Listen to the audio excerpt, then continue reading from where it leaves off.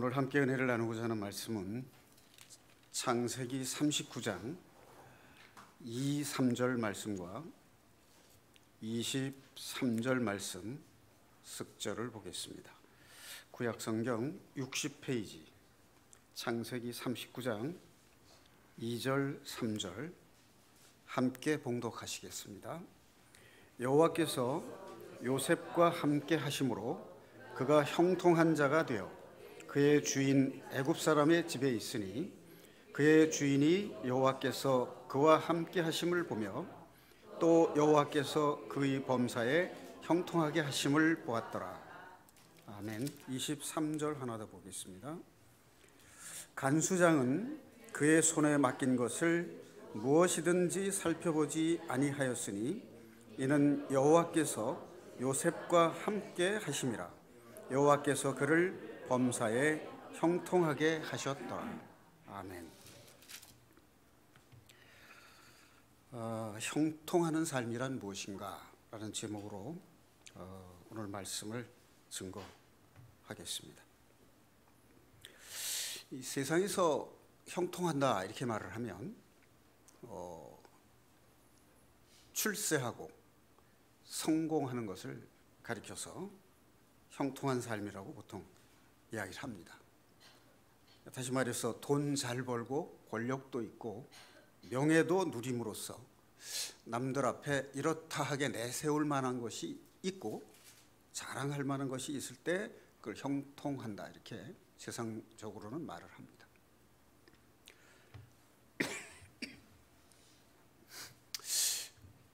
한국은 교육열이 상당히 이제 높은 나라죠. 고3 학생들 이제 교실에 가면 어떤 특이한 담임 선생님은 급훈을 이렇게 걸어놓은 사람이 있어요. 10분 더 공부하면 아내가 바뀐다. 또 여학생들 반에 이제 급훈은 10분 더 공부하면 남편이 바뀐다. 이렇게 급훈을 걸어놓는 아주 짓궂은 담임 선생님도 있습니다. 그만큼 세상적으로는 여유 있고 풍족하고 건강하고 잘 살면 그것이 이제 성공이라고 생각을 하고 또 더 나아가서 이제 그것이 행복이라고 생각을 합니다. 그렇게만 살 수 있다면 좋겠습니다만은 세상은 그렇게 만만치 않고 또 항상 좋은 일만 있는 것은 아니죠. 그래서 때때로 어렵고 곤란한 상황에 처하게도 됩니다. 자, 여기 오늘 본문 말씀 창세기 39장 2절 3절에 보면 요셉이 애굽왕 바로의 친위 대장 보디발 장군 집에 종으로 팔려갔습니다. 그것도 형들의 미움을 사서 죽을 뻔했었죠.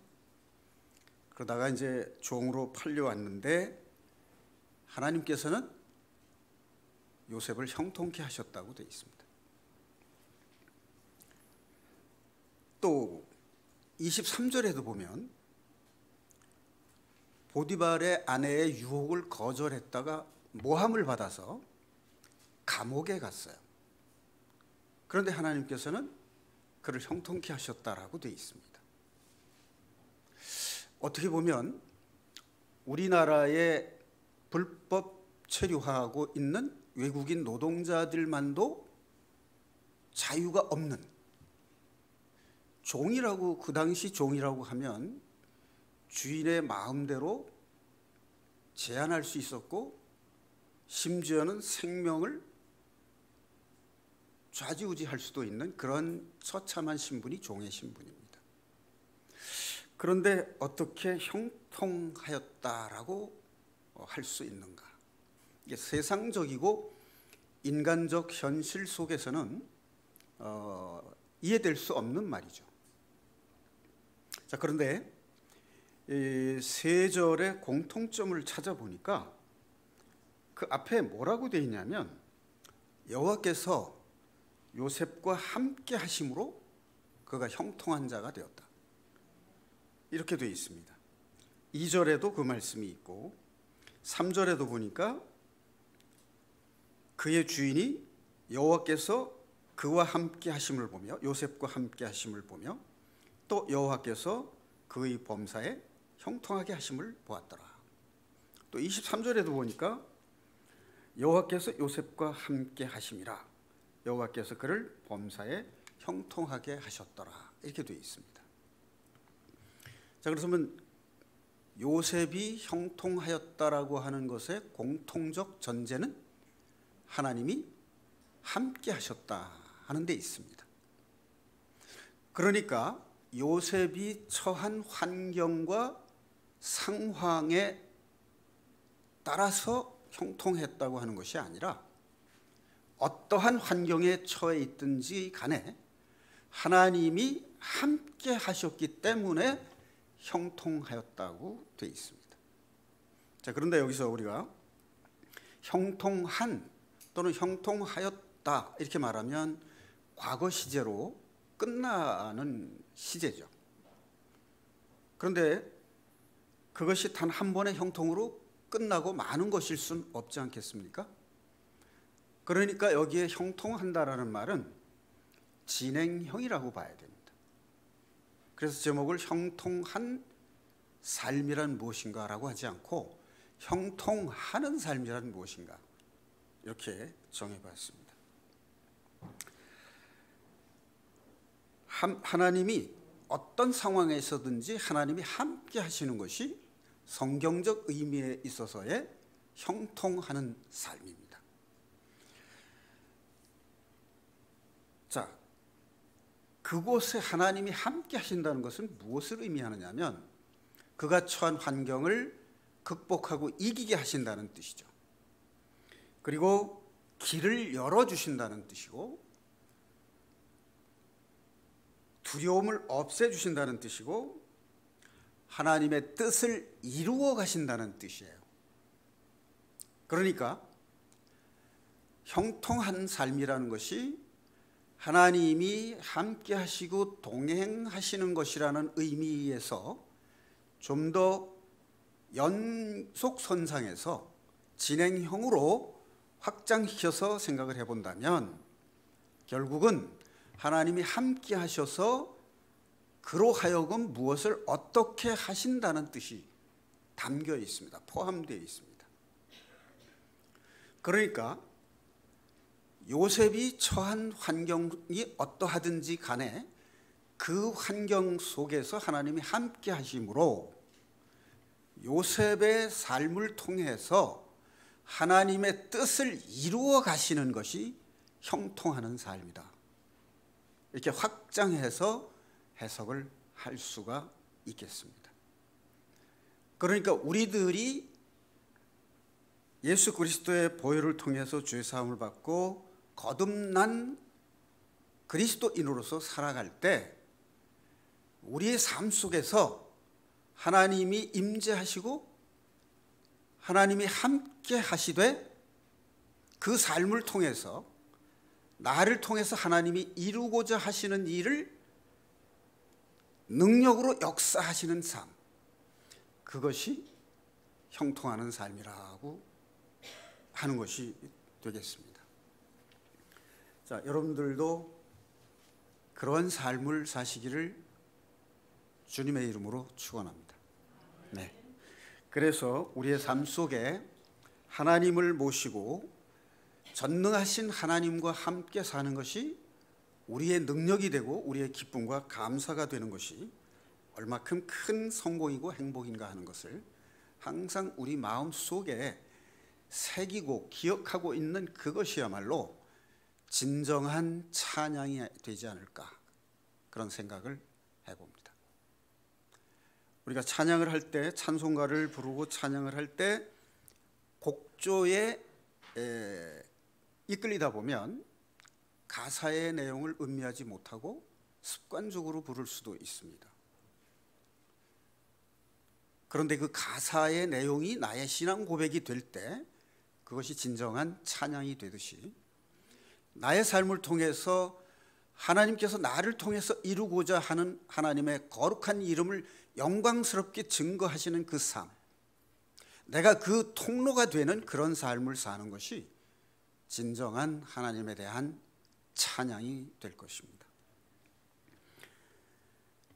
자, 요셉의 생애를 한마디로 말하면 로마서 8장 28절에 나오는 말씀처럼 우리가 알거니와 하나님을 사랑하는 자, 곧 그 뜻대로 부르심을 입은 자들에게는 모든 것이 합력하여 선을 이루느니라. 자, 이 말씀의 밑에 각 줄을 보면 뭐라고 되어 있느냐면 모든 것이 합력하여 선을 이루는 것이 사람이 아니라 하나님이 하신다라고 주석이 관주가 붙어 있어요. 그 밑에. 그러니까 모든 것이 합력하여 선을 이룬다 하는 이 말씀은 요셉이 형들에게 꿈 이야기를 했다가 미움을 받아서 구덩이에 빠뜨려 죽게 되었다가 살아났으나 보디발 장군의 종이 되어서 팔려가고 또 감옥에 갇히는 기막힌 그런 신세가 됐을 때 그 좋은 나쁜 일과 그 나쁜 일을 통해서 애굽의 총리가 되고 야곱의 후손 70인과 그의 가솔들을 기근으로부터 구하고 하나님께서 아브라함에게 예언하신 이스라엘 민족을 커다란 민족을 이루시기 위한 하나님의 구원 계획이 애굽 땅에서 이루어지게 되는 그 구원 계획을 이루어 가시는 그 하나님의 선하신 일을 이루어가는 모든 것에 좋은 일과 나쁜 일을 다 합해서 결국에는 하나님이 좋은 일을 이루어 가신다라고 하는 것이 바로 합력하시는 것입니다. 사람이 힘을 모으는 것이 합력이 아닙니다. 좀 구별을 해서 이해를 하시면 좋을 것 같습니다. 자, 그런 의미에서 요셉의 일생은 모든 죄인들을 죄에서 구원하시는 예수 그리스도를 예표하는 인물이라고 볼 수가 있습니다. 자, 그럼 이제 요셉의 생애를 3단계로 나눠서 그 형통하는 삶의 과정이 어떻게 전개되는가 하는 것을 좀 정리를 해보고자 합니다. 자, 첫 번째, 형통하는 삶의 시작 단계입니다. 이것은 우리들의 신앙생활과 결부시켜서 본다면 죄 사함을 통한 거듭남, 즉 구원받은 삶의 시작이라고 볼 수 있습니다. 두 번째, 형통하는 삶의 시련 극복 과정입니다. 자, 이것은 십자가에 내가 죽는 삶의 경험, 성화를 경험해가는 신앙 단계라고 볼 수 있습니다. 세 번째는 꽃 피우기와 열매 맺기. 다시 말해서 하나님께서 요셉의 삶을 통해서 그로 하여금 결국 국무총리가 되게 하시고 그의 성실하고 근면하고 충성된 면모를 통해서 그리스도인의 삶의 꽃을 피워주십니다. 그리고 야곱의 후손 70인뿐만 아니라 애굽 백성 전체 그리고 기근에 시달리는 인근 모든 이방인들에게도 식량을 제공하는 전지전능하신 하나님의 영광된 이름을 증거하는 삶을 통해서 하나님이 요셉을 통해 그의 삶의 성령의 열매를 맺게 하시는 세 번째 단계의 삶을 보여주고 계십니다. 자, 첫 번째 요셉의 형통하는 삶의 시작 단계는 어떤 일이 있었을까 하는 거죠. 자, 앞쪽에 보면 창세기 37장 7절 9절에 보면 요셉의 꿈 이야기가 나옵니다. 자, 한번 확인해 보겠습니다. 앞으로 두 장을 넘기시면 37장 7절입니다. 우리가 밭에서 곡식단을 묶더니 내 단은 일어서고 당신들의 단은 내 단을 둘러서서 절하더이다. 그 다음 9절, 요셉이 다시 꿈을 꾸고 그의 형들에게 말하여 이르되 내가 또 꿈을 꾼즉 해와 달과 11별이 내게 절하더이다 하니라. 자, 이 꿈은 요셉의 꿈 이야기지만 여호와 하나님의 꿈 이야기라고도 볼 수 있습니다.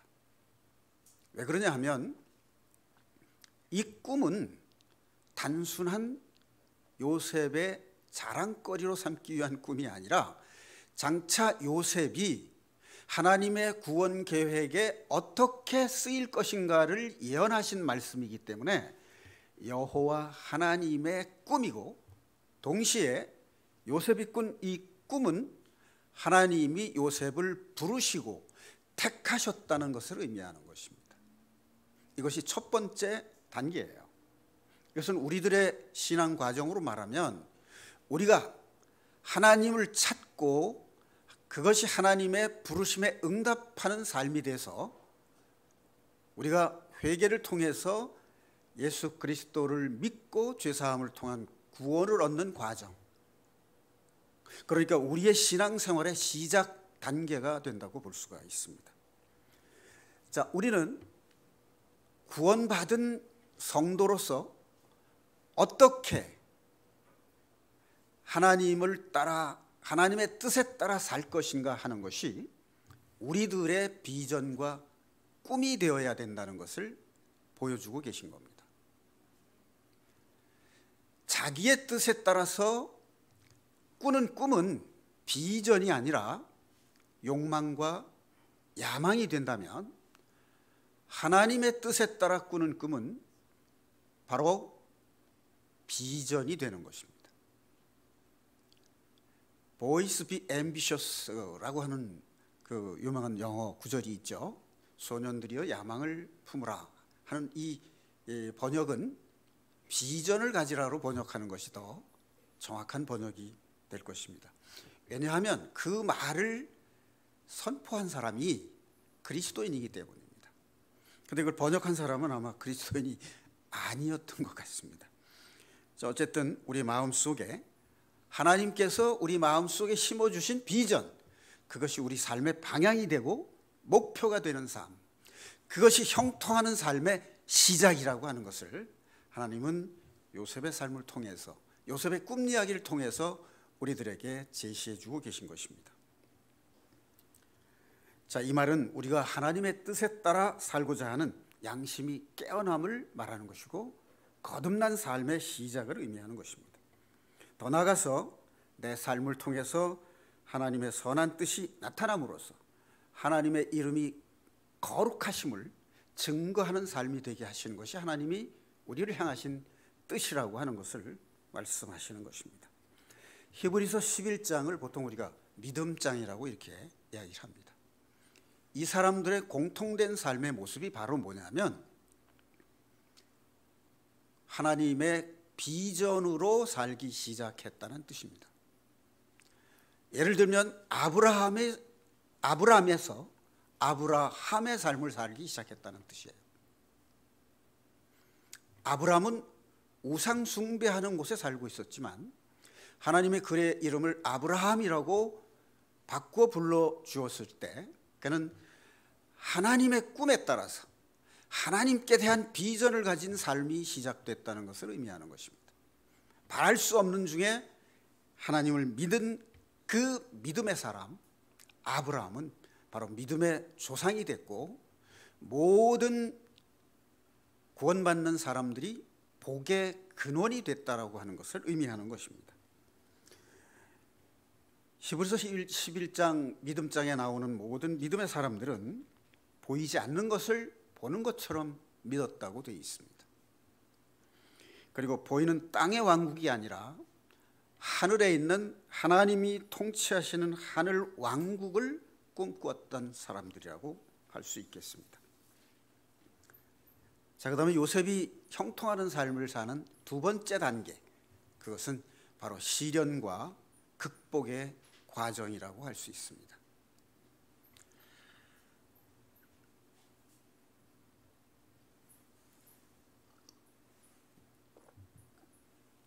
자, 조금 전에 말씀드렸던 바와 같이 요셉은 자신의 꿈 이야기 때문에 형들의 미움을 받아서 구덩이에 빠뜨려 죽을 뻔한 위기에 처했었습니다. 그러지 않아도 아버지 야곱의 사랑을 독차지했기 때문에 시기와 질투의 대상이 됐었는데 꿈 이야기까지 하는 바람에 죽이고 싶도록 미움을 받게 된 겁니다. 사랑하는 형제 자매 여러분, 우리가 교회 다니고 구원받으면 우리 앞에는 성공과 행복이 기다리고 있을 것이라고 생각하는 분들도 꽤 많이 있습니다. 그러나 성경을 보면 구원을 받고 나면 어떤 일이 기다리고 있을 것 같습니까? 자, 출애굽의 6월절에 양의 피를 문인방에 바르고 구원받은 이스라엘 백성들이 홍해를 건넜다는 것은 세례받았다는 것을 의미하는 것이죠. 자, 그런데 그 다음에 어디로 인도되었습니까? 광야로 인도되었습니다. 광야는 생명체들이 살 수 없는 곳입니다. 사막의 땅입니다. 이 광야는 하나님께서 애굽으로부터 불러낸 이스라엘 백성을 단련하는 연단의 장소였습니다. 사랑하는 형제 자매 여러분, 광야는 고난의 장소이면서 동시에 하나님의 나라가 있는 곳이고 은혜를 깨닫는 장소이기도 합니다.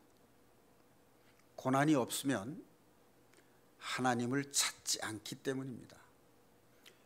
예수님도 세례 요한에게 세례받은 후 광야로, 성령에 의해서 광야로 이끌려서 사탄에게 시험 받으신 일이 성경에 기록되어 있습니다. 우리들의 신앙도 구원받고 나면 그때부터 시험이 오고 연단이 오기 시작하는 것입니다. 그것이 하나님이 우리들을 형통하는 자의 삶으로 인도하시기 위한 첫 번째 관문입니다.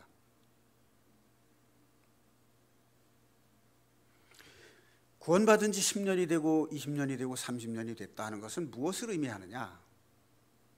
구원받고 광야 생활을 통과해야 되는 것을 의미하는 겁니다.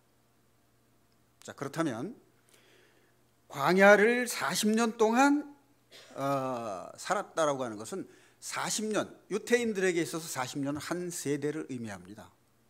우리 신앙생활을 말하면 한 평생을 의미하는 것이기도 해요. 자, 그런데 가나안 땅에 들어가면 젖과 꿀이 흐르는 땅이고 축복된 땅이라고 성경은 말하고 있습니다. 그런데 실제로 여호수아가 이스라엘 백성을 이끌고 요단강을 건너서 가나안 땅에 들어갔을 때 무엇이 시작됐죠? 정복 전쟁이 시작됐습니다. 가나안 땅은 교회를 상징하는 것이기도 합니다. 광야도 광야 교회를 상징하지만 가나안 땅은 영적 전쟁이 이루어지고 정복 전쟁이 이루어지는 교회의 모습을 상징하는 것입니다. 형제 자매님들이 신앙생활을 하면서 교회 공동체 안에서 영적 전쟁을 통해서 사탄 마귀를 이기는 영적 전쟁에서 승리하는 경험을 하시지 않으면 형통하는 삶을 누릴 수 없다는 뜻이기도 합니다. 영적 전쟁이란 막연한 것 같고 범위가 광범위한 것 같지만 한마디로 줄여서 말하면 내가 싸우는 사람이 나의 적이 아니고 그 사람 뒤에 숨어 있는 사탄이 나와의 싸움의 상대다 하는 것을 깨닫는 것입니다. 나에게 시련을 주고 나를 괴롭게 하고 나로 하여금 시험받게 하고 나를 핍박하는 어떤 환경과 대상이 있다고 하면 뭐 그것이 형제 자매간일 수도 있고 부부간일 수도 있고 부모와 자식간일 수도 있습니다. 모든 대인관계에서 일어날 수 있는 일입니다. 그 다툼의 상황에서 나와 다투고 있는 상대방은 내가 진짜 싸워야 될 대상이 아니라는 것을 아는 것입니다. 그 사람과 다투게 해놓고 내가 실족하도록 유도하는 것이 사탄의 음모예요. 그거를 깨닫는다면 그 사람과의 싸움을 그쳐야 되는 것이죠. 그 사람과의 다툼과 싸움이 그치는 원리는 뭐냐면 자기를 부인하고 자기 십자가를 지고 그리스도와 연합해서 십자가에 피를 흘리는 것입니다. 예수님이 피를 흘리시면 죽음을 의미하는 것이고, 피를 흘리신 예수님이 부활하신 것은 우리를 다시 살렸다는 뜻입니다. 우리가 자기를 부인하고 자기 십자가를 지지 않으면 예수 그리스도의 부활의 생명을 얻을 수가 없다는 것이 성경의 가르침입니다. 다시 말하면 사탄과의 영적 전쟁에서 이기는 비결은 내가 십자가에 죽는 것입니다.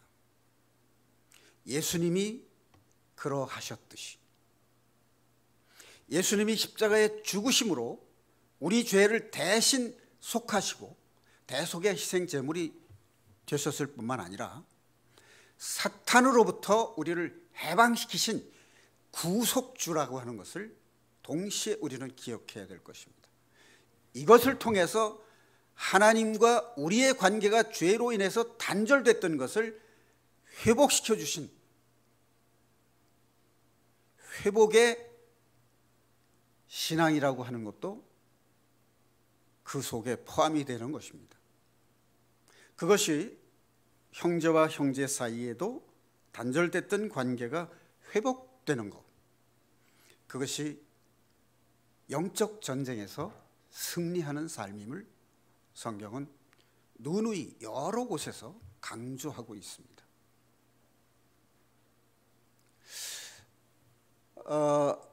어떤 사람은 밖에 나가서 다른 사람들한테는 참 예의와 배려가 풍부한데 집안에 들어와서 자기 아내한테는 군림하는 사람이 있습니다.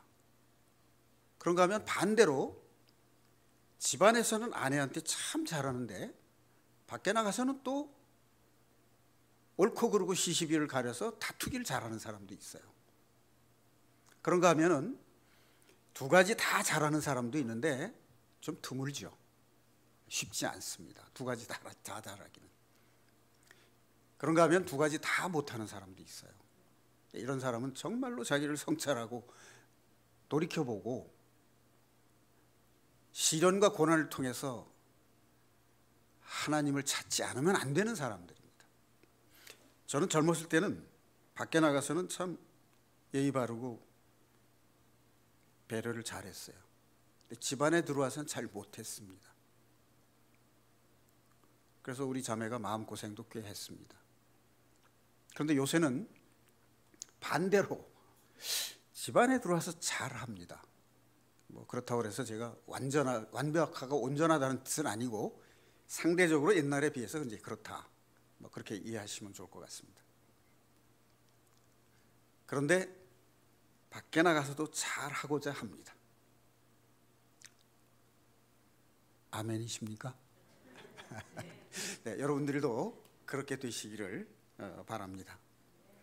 네. 자, 이 죽음의 위기를 통해서 요셉의 마음은 어떻게 바뀌었을까요? 요셉은 언제부터 형통하기 시작했을까요? 이 성경상 기록으로 보면 형들에게 미움을 사가지고 죽게 됐다가 이스마엘 상인들에 의해서 팔려올 때까지는 형통하다는 말이 없어요. 근데 보디발의 집에 와서 종의 신분이 됐을 때 형통했다라고 돼 있고, 보디발 아내의 유혹을 받아서 거절하고 모함을 받아서 감옥에 갔을 때 형통했다라고 돼 있어요. 그럼 이게 뭘 말하냐면 죽을 위기에 처했고 이스마엘 상인들을 떠나서 먼 길을 걸어서 종으로 팔려오는 그 과정이 하나님께서 요셉을 낮추시고 그의 마음속에 임재하셨다는 것을 의미하는 거예요. 그러니까 우리들 신앙생활 구원받은 우리들에게도 고난을 통해서 하나님이 성령으로 내 안에 임재하시는 그 경험이 있어야 된다는 것을 의미한다고 볼 수 있습니다. 그것이 형통의 시작입니다. 자, 그런데 그 형통의 과정이 고난의 연속이라고 하는 것입니다. 그렇기 때문에 요셉은 온전히 하나님께만 매달릴 수 있었다라고 하는 것입니다. 더 이상 도움의 손길을 뻗칠 데가 없고 오직 간절한 마음으로 하나님을 찾는 그 마음에 하나님이 함께 하셨다는 뜻입니다. 그것이 바로 뭐냐면 자기를 부인하고 자기 십자가를 지는 삶입니다. 이제 혹독한 시련을 통해서 자기가 이끌어가는 삶이 아니라 내 안에 들어오신 하나님이 나를 이끌어 가시는 삶의 원리를 깨달았다는 것을 의미하는 것입니다. 바로 이것이 십자가를 경험하는 삶입니다. 그것이 요셉의 생애의 두 번째 단계였습니다.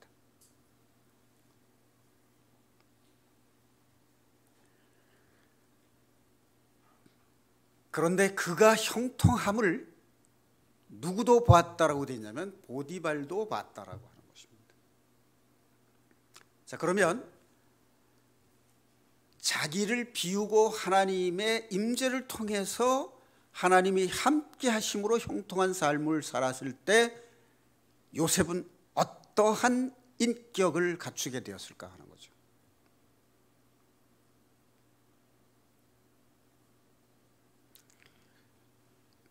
그 전에 잠시 하나님이 형통함과 동행하심과 인도하심을 잠깐 설명을 하면요, 구덩이에 빠져서 죽게 됐는데 하나님이 유다의 마음을 움직이십니다. 꼭 피를 흘리고 죽게까지 할 필요가 있느냐, 그래서 살려줘야 되겠다는 마음을 유다에게 불어넣어 주십니다. 그리고 마침 그때 이스마엘 상인들이 그곳을 지나가게 하나님이 준비하시는 거예요. 여호와 이레의 하나님이시고 임마누엘의 하나님이십니다. 자, 그러면 우리 오늘날 현대를 살아가는 우리 신앙인들은, 그리스도인들은 어떻게 여호와 하나님이 내 마음속에 들어오셔서 나를 인도하시게 할 수 있느냐? 시련과 곤란을 통해서, 연단을 받는 과정을 통해서 하나님의 임재를 내 속에 경험해야 된다는 것입니다. 왜 나에게 이런 고통이 오는 거냐? 불평과 원망을 한다면 그것은 하나님이 주시는 형통하는 삶을 스스로 거절하는 셈이 되는 겁니다. 지혜는 거기에 있는 것입니다. 자, 이 시련과 고난을 당한 하나님의 사람의 예를 든다면 대표적인 예가 다니엘과 세 친구를 예로 들 수 있습니다. 자, 다니엘서 1장 8절에 보면 느부갓네살 왕이 포로로 붙잡혀온 다니엘과 그 세 친구들에게 왕의 음식을, 기름진 음식을 먹고 바벨론 사람이 되게 하려고 합니다. 그런데 다니엘과 세 친구는 이 왕의 음식을 거절합니다. 그리고 자신들이 여호와 하나님을 믿는 그 순결한 신앙을 더럽히지 않기 위해서 오직 채식을 하기로 결심을 합니다. 여기서부터 시련이 시작이 됩니다. 자, 그 후에 금신상에 절을 하라고 칙령을 내립니다. 느부갓네살 왕이. 그런데 다니엘의 이 세 친구가 금신상에 절을 하지 않습니다. 그래서 보통 쇠를 연마하는 풀무불에 7배나 더 뜨겁게 불을 태우고 세 사람을 거기에 집어넣습니다. 그때 그 사람들을 풀무불에 집어넣었던 사람, 일을 하던 사람이 불에 타서 죽습니다. 그런데 이 세 친구가 들어갔는데 가만히 안을 살펴보니까 네 사람이 있는 거예요. 그 네 번째 사람은 다니엘서 3장 25절에 보면 뭐라고 되어 있냐면, 네 번째 사람의 모양은 신들의 아들 모습 같았다, 그렇게 되어 있습니다. 이게 누군지 아시겠어요? 예수님입니다. 예수님이 그 풀무불 속에 다니엘의 세 친구와 함께 임재하신 거예요. 그래서 이 세 친구들은 하나님의 임재하심과 전능하신 하나님의 능력의 역사를 체험한 사람들입니다. 그 다음에 다니엘은 또 어떤 시련을 겪냐면, 유대인들이 하는 전통적인 습관대로 예루살렘을 향해서 난 창문으로 하루에 3번씩 기도하는 일을 멈추지 않았어요. 다니엘을 모함하는 시기 질투하는 사람들의 고발에 의해서 발각이 됩니다. 그런데 다니엘은 중단하지 않습니다. 그래서 사자굴에다가 던집니다. 그런데 성경에 보면 하나님께서 그의 천사를 보내서 사자들의 입을 봉해버렸다라고 되어 있어요. 그런데 다니엘의 신앙 고백이 느부갓네살 왕에게, 왕이요, 당신이 나로 하여금 이 일을 막을 수 없습니다. 하나님께서, 내가 섬기는 나의 하나님이 나를 이곳에서 건져내실 것이고 왕의 손에서도 반드시 건져내시리이다. 설령 그리 아니하실지라도 나는 왕의 뜻에 따를 수 없습니다. 자, 이것이 다니엘의 순결한 신앙이고 정결한 신앙임을 성경은 기록하고 있습니다. 자, 이러한 시련과 환난을 통해서 연단된 그 믿음이야말로 하나님이 그 사람을 형통케 하시고 그 사람의 삶을 통해서 하나님의 거룩하신 이름을 증거하고 영광을 받으시는 그 통로가 되는 삶을 사는 사람들의 신앙 상태입니다. 사랑하는 형제 자매님들도 그러한 신앙으로 하나님께 영광을 돌리는 하나님의 사람들이 되시기를 축원합니다.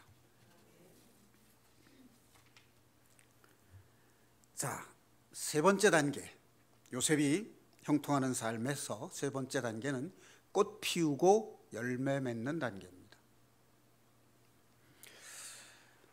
여기에 나오는 요셉도 그렇고 다니엘도 그렇고 또 에스더서에 나오는 모르드게도 그렇고 하나님께서 그들의 환난과 핍박 속에 함께 하심으로 형통케 하셔서 그들을 총리가 되게 하십니다.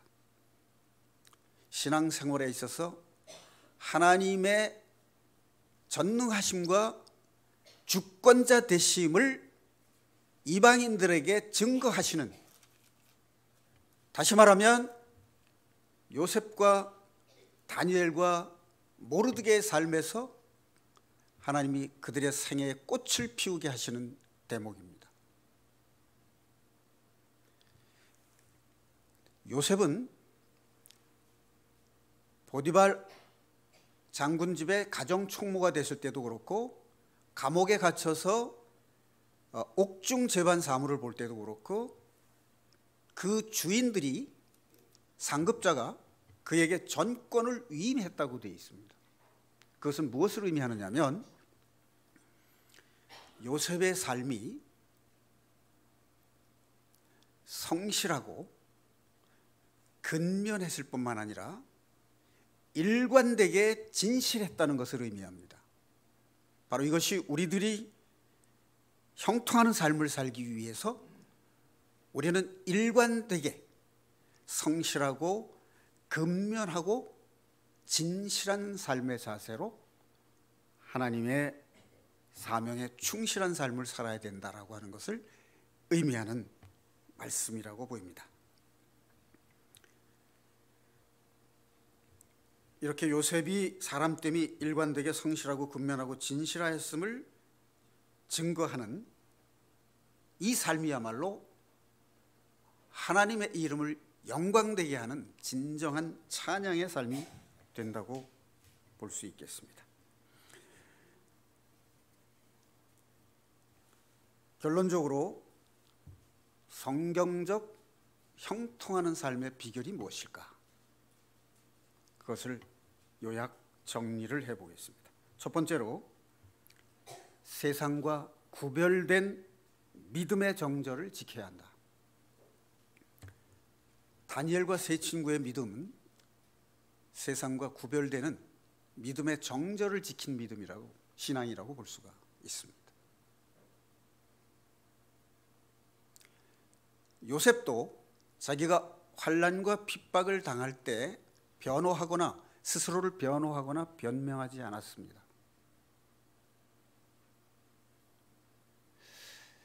저도 가능한 한 나 자신을 변명하고 해서는 안 되겠다라고 다짐하는데 잘 되지는 않습니다. 그러나 그 마음은 내 마음속에 확실하게 자리 잡고 있습니다. 침묵한다는 것은 무엇을 의미할까요? 자기의 잘못을 비방하거나 모함하거나 핍박하는 사람들 앞에서 변명하지 않고 침묵한다는 것은 무엇을 의미하는 것일까요? 하나님께서 일하시게, 하나님께서 해결하시게 의탁하는 것을 의미하는 거죠. 자, 바로 이것이 믿음과 삶이 일치하는 신앙입니다. 믿음과 삶이 일치하는 신앙. 어떤 환경에서도 하나님을 의지하고 기도하는 삶, 이것이 하나님이 함께 하심으로 형통하는 삶의 전제라고 할 수가 있겠습니다. 마지막으로 스스로 겸비하고 스스로를 낮추고 겸손해서 하나님만 높이고 경외하는 신앙 자세, 그것이 주님이 함께 하심으로 형통하는 삶의 비결이라고 말씀을 드릴 수가 있겠습니다. 마지막으로 잠언 28장 4절과 5절 말씀을 여러분들에게 읽어드리도록 하겠습니다. 상당히 의미심장한 말씀이기 때문에 함께 찾아서 봉독을 하겠습니다. 잠언 28장 4절 5절 말씀입니다.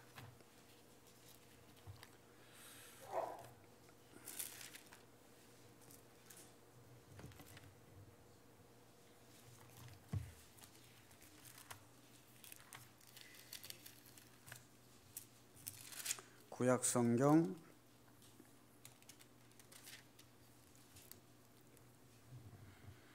942페이지 4절 5절 말씀입니다. 함께 봉독하시겠습니다.